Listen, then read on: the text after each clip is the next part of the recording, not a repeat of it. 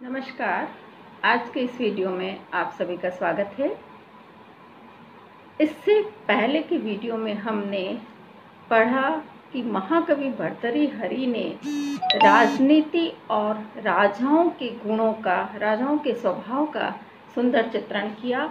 अब हम आज इस वीडियो में दुष्टों के स्वभाव, दुष्टों की प्रकृति, दुष्ट व्यक्ति की दुष्टताओं का अध्ययन करेंगे। किस प्रकार से भर्तृहरि ने दुर्जन व्यक्तियों के दुर्गुणों का अंकन किया है, उन्हें प्रस्तुत किया है। यहाँ 42वें श्लोक का अध्ययन कर रहे हैं। अकरुणत्वम अकारण विग्रह पर धने पर योषिति च स्पृहा सुजन बंधुजनेषु असहिष्णुता प्रकृति सिद्धम इदम ही दुरात्मनाम।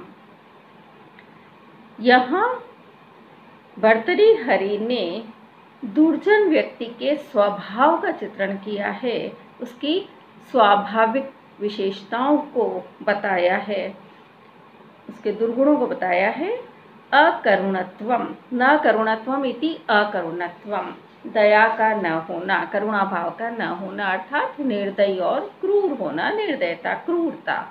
अकारण विग्रह, बिना कारण के ही विग्रह, लड़ाई झगड़ा करना।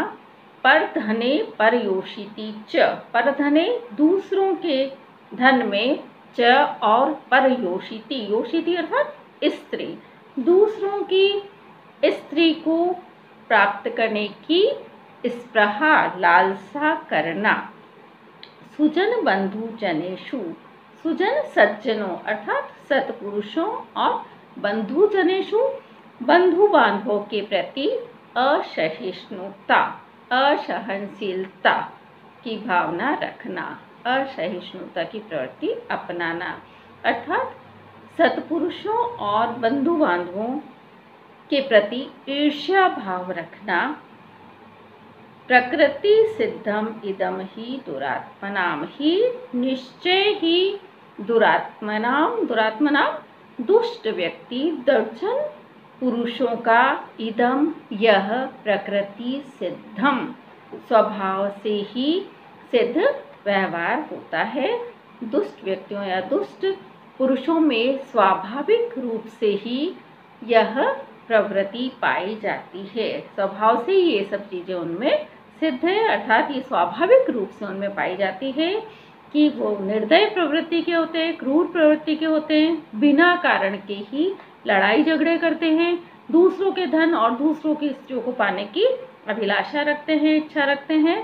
साथ ही सज्जनों और स्वजनों, अपने बंधु बांधवों के प्रति भी उनकी प्रगति को देखकर भी वो ईर्ष्या की भावना रखते हैं।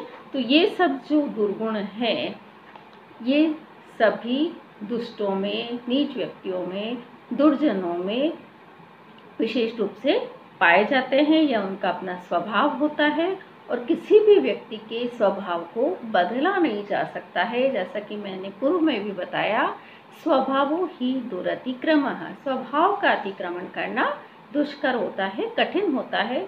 तो इसीलिए दुष्ट व्यक्ति के भी स्वभाव को बदलना अत्यंत मुश्किल होता है। यहाँ बंधु जनेषु असहिष्णुता, जनेषु ऊ का व हुआ है यहाँ, तो यण संधि हुई है। अगला श्लोक देखें। दुर्जनः परिहर्तव्यः विद्या अलंकृतोऽपि सन् मणिना भूषितः सर्पः किमसौ न भयंकरः। यहाँ कवि ने दुष्ट व्यक्ति को, चाहे वह कितना ही विद्यावान हो, लेकिन उसे मणि से सुशोभित सर्प के समान ही दूर रखने योग्य, उसका परित्याग करने योग्य बताया है। विद्या अलंकृतोऽपि सन्, विद्या से अलंकृत, सुशोभित, अपि सन् होने पर भी, होते हुए भी, सन् मतलब होते हुए, अपि यानी भी, तो विद्या से विभूषित होते हुए, सन् अपि होते हुए भी, विद्या से अलंकृत सुशोभित होते हुए भी, दुर्जनः परिहर्तव्यः, दुष्ट व्यक्ति का परित्याग करना चाहिए, अर्थात दुष्ट व्यक्ति से दूर रहना चाहिए। मणिना भूषितः सर्पः, मणि से सुशोभित सर्प सर्प असौ सर्पः यह सर्प किम न भयंकर, क्या भयंकर नहीं होता है। कवि यहाँ कहना चाहता है कि जिस प्रकार बहुमूल्य मणि से युक्त होने पर भी सर्प सदैव प्राणनाशक होता है, प्राणलेवा होता है, व्यक्तियों के प्राणों का विनाश करने वाला होता है और सदैव भयंकर होता है सबके लिए, इसी प्रकार से दुष्ट व्यक्ति भी चाहे कितना ही विद्वान न हो, विद्वान क्यों न हो, कितना ही शास्त्रज्ञ हो, पंडित हो, फिर भी दुष्ट व्यक्ति से सदैव दूर रहना चाहिए, क्योंकि वह कभी भी सर्प के समान ही सामान्य जनसाधारण का, सामान्य व्यक्तियों का या सभी व्यक्तियों का अहित कर सकता है, उनके लिए भयावह साबित हो सकता है। परिहर्तव्य में हम देख रहे परिरी और तव्य प्रत्यय यहाँ है। अगला श्लोक है जाढ़्यम व्रीमति गण्यते व्रत शुचौ दंभः शुचौ केतवम् शूरे निर्घृणता मुनौ विमतिता दैन्यम प्रिय आलापिनी तेजस्विनी अवलिप्तता मुखरता वक्तरी अशक्तिः स्थिरे तत्को नाम गुणो भवेत् स गुणिनाम यह दुर्जनेन अंकितः। यहाँ कवि ने बताया है कि दुष्ट व्यक्ति का तो स्वभाव ही सदैव दूसरों में दोषारोपण करना होता है और दूसरों के गुणों को भी दोषों के रूप में ही प्रतिपादित करना होता है। वह सदैव दूसरों की अच्छाइयों में भी बुराई ही देखता है, उसके गुणों को दोषों के रूप में ही देखता है, छिद्रान्वेषण की उसकी प्रवृत्ति होती है। तो जाढ़्यम ह्रीमति गण्यते, गण्यते एक ही क्रिया का यहाँ अनेक वस्तुओं से संबंध है, तो इस श्लोक में दीपक अलंकार है। दुष्ट व्यक्ति द्वारा ह्रीमति, ह्रीमति मतलब लज्जाशील, लज्जावान पुरुष में जाढ़्यम जड़ता, मूर्खता, अज्ञानता गण्यते गिनी जाती है, अर्थात बताई जाती है। व्रत शुचौ दंभः, यहाँ एक पाठ भेद भी है, अन्य पुस्तक में व्रत शुचौ, शुचौ के स्थान पर रुचौ है। रुचौ यदि होगा तो व्रत में रुचि रखने वाले, और शुचौ होगा है तो व्रत आदि के द्वारा पवित्र व्यक्ति में दंभः घमंड, अहंकार, पाखंड, बनावटीपन। शुचौ केतवम, शुचौ पवित्र आचरण वाले में, शुद्ध चरित्र वाले में, केतवम छल कपट। शूरे निर्घृणता, शूरे शूरवीर में, साहसी में, निर्घृणता निर्दयता, क्रूरता। मुनौ विमतिता, मुनि में विमतिता बुद्धिहीनता। दैन्यम प्रिय आलापिनी, प्रिय आलापिनी प्रिय बोलने वाले, प्रिय भाषी व्यक्ति में दैन्यम दीनता, लाचारी। तेजस्विनी अवलिप्तता, तेजस्वी पुरुष में अवलिप्तता अभिमान। मुखरता वक्तरी, वक्तरी अच्छे भाषण देने वाले में, अच्छे वक्ता में मुखरता वाचालता या बकवादीपन। अशक्ति है स्थिर, स्थिर अर्थात स्थिर स्वभाव वाले, शांत स्वभाव वाले व्यक्ति में अशक्ति, शक्तिहीनता, दुर्बलता, सामर्थ्यहीनता।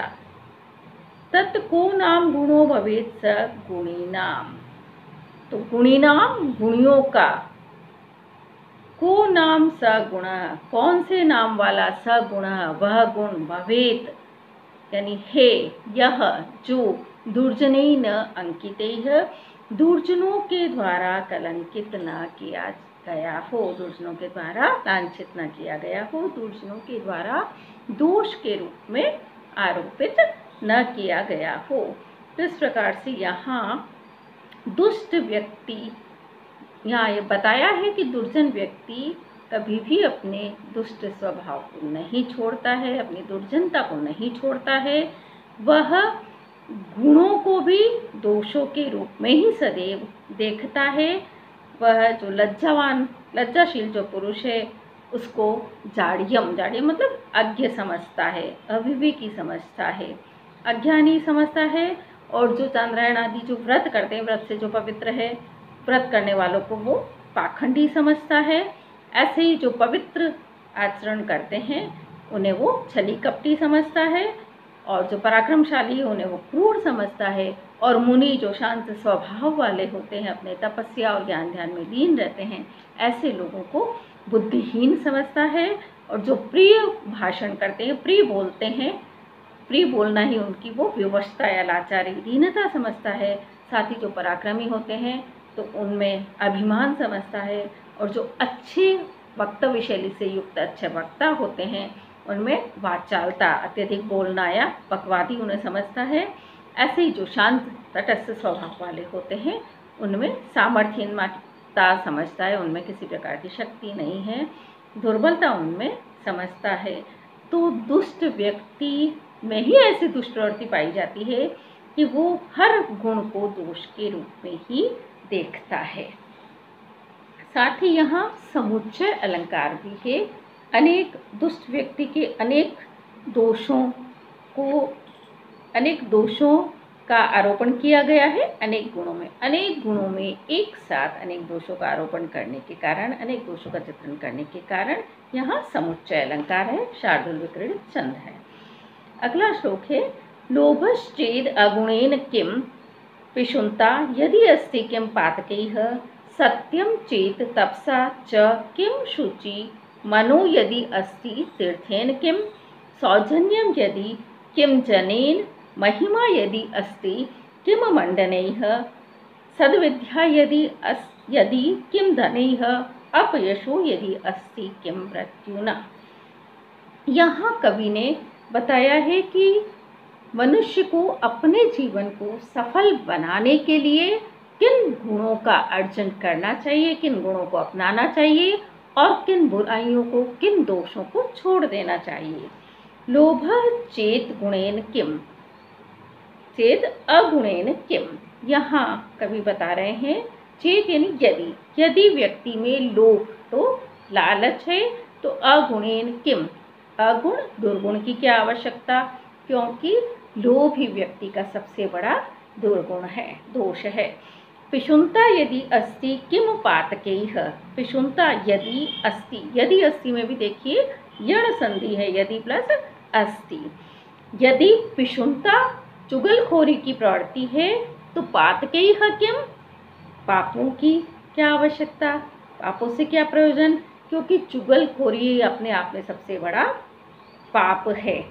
अन्य पापों से अभिप्राय है चोरी, हिंसा, झूठ आदि। सत्यम चेत तपसा च किम, चेत सत्यम यदि सत्य है, यदि व्यक्ति सत्यवादी है, तपसा किम तो तपस्या से क्या प्रयोजन। यदि व्यक्ति सत्यवादी है तो वैसे ही पुण्य का अर्जन उसे हो जाता है। तपस्या करने से भी व्यक्ति को पुण्यों की प्राप्ति होती है और स्वर्गलोक की प्राप्ति होती है, और यदि सत्यवादी है तो वैसे ही वह पुण्य को प्राप्त होता है और स्वर्ग की प्राप्ति कर सकता है। शुचि मनो यदि अस्ति तीर्थेन किम, शुचि मनो पवित्र मन यदि है तो तीर्थेन किम, तीर्थ की क्या आवश्यकता। पवित्र मन से तात्पर्य है राग द्वेष क्रोध मान माया लोभ अहंकार आदि विकृतियों से, विकारों से रहित शुद्ध मन, निर्मल मन जिसका है, तो तीर्थेन किम, तीर्थाटन करने से क्या फायदा। व्यक्ति तीर्थों का भ्रमण भी मन की पवित्रता के लिए, मन की शुद्धि के लिए करता है, लेकिन यदि व्यक्ति का मन ही पवित्र है तो फिर उसे अपने किसी मनगत विकृतियों को दूर करने के लिए तीर्थाटन करने की आवश्यकता नहीं है। सौजन्यम यदि किम जनेन, यदि सौजन्यम, यदि सुजनता है, सौजन्य है व्यक्ति में, तो जनेन किम, परिजनों की क्या आवश्यकता, लोगों की क्या आवश्यकता। यदि व्यक्ति सज्जन है, सत्पुरुष है, तो सभी व्यक्ति वैसे ही उसका साथ देते हैं, उसका सहयोग करते हैं, उसकी सहायता करते हैं। कोई भी व्यक्ति सत्पुरुष व्यक्ति के कार्य के लिए कभी मना नहीं करता है, तो सज्जन व्यक्ति का तो सभी अनुकरण करते हैं, सभी उसकी प्रशंसा करते हैं, सभी उसका साथ देते हैं, तो लोगों के परिजनों की भी उसे कोई आवश्यकता नहीं है। यदि महिमा अस्ति, यदि महिमा है, यदि व्यक्ति सद्गुणों से ओतप्रोत है और उसका गौरव सर्वत्र फैला हुआ है उसका महात्म्य है, उसकी महिमा है, तो मंडनेह किम, आभूषणों की क्या आवश्यकता। आभूषण भी व्यक्ति को अलंकृत करते हैं, सुसज्जित करते हैं, लेकिन यदि व्यक्ति सद्गुणों से युक्त है और महिमा से युक्त है, गौरव प्रसिद्धि से युक्त है, तो फिर उसे बाह्य आभूषणों की आवश्यकता नहीं है। सद्विद्या यदि किम धनेह, सद्विद्या यदि व्यक्ति के पास है तो धनेह किम, धन की क्या आवश्यकता। सद्विद्या से तात्पर्य है व्याकरण आदि शास्त्रों से परिशुद्ध विद्या, दोष रहित विद्या यदि व्यक्ति के पास है तो धन की क्या आवश्यकता। धन का भी उससे कोई लाभ नहीं, धन की भी कोई आवश्यकता नहीं है, क्योंकि अन्यत्र भी कवि ने कहा है विद्या एव सर्व प्रधानम धनम, और विद्या विहीन पशु, विद्या से रहित पशु है और विद्या ही सर्वश्रेष्ठ धन है। अपयश यदि अस्ति किम मृत्युना, यदि अपयश है, यदि व्यक्ति अपकीर्ति से युक्त है तो मृत्युना किम, मृत्यु की क्या आवश्यकता। क्योंकि अपयश या अपकीर्ति तो मृत्यु से भी अधिक दुखदायिनी होती है। मृत्यु तो व्यक्ति को कष्ट देती ही है, लेकिन मृत्यु से भी अधिक पीड़ाकारी, संतापकारी व्यक्ति के लिए अपयश होता है। अपयश होते हुए, अपयश से युक्त होकर व्यक्ति जीते जी ही मरण को प्राप्त हो जाता है। इस प्रकार इस श्लोक में कवि ने जो व्यक्ति को जीवन में ग्रहण करने योग्य गुण है उनको अपनाने का उपदेश दिया है, और जिन बुराइयों को, जिन दुर्गुणों को व्यक्ति को नहीं अपनाना चाहिए, उनका परिहार करने का, परित्याग करने का यहाँ कवि ने संदेश दिया है। इस प्रकार से हमने आज दुर्जन व्यक्तियों के स्वभाव और उनकी दुष्प्रवृत्तियों का यहाँ अध्ययन किया है, और करणीय या अकरणीय, ग्राह्य या अग्राह्य गुण और दुर्गुण, इनके बारे में हमने पढ़ा है। आज बस इतना ही। प्रिय छात्राओं, आपसे निवेदन है कि आप मेरे इस वीडियो को लाइक अवश्य कीजिए, और साथ ही मेरे channel SMMA04 doctor Saroj Mehta, इसे सब्सक्राइब अवश्य कीजिए। एक और विशेष सूचना आप सभी के लिए है, नीति शतकम प्रतियोगी परीक्षाओं में भी अत्यंत उपयोगी है। इसकी सूक्तियाँ आपकी किसी भी प्रतियोगी परीक्षा में पूछी जा सकती है, इसलिए इसका ध्यान से अध्ययन कीजिए, और जिन्हें इसकी आवश्यकता है उनमें भी यह शेयर कीजिए। बहुत बहुत धन्यवाद।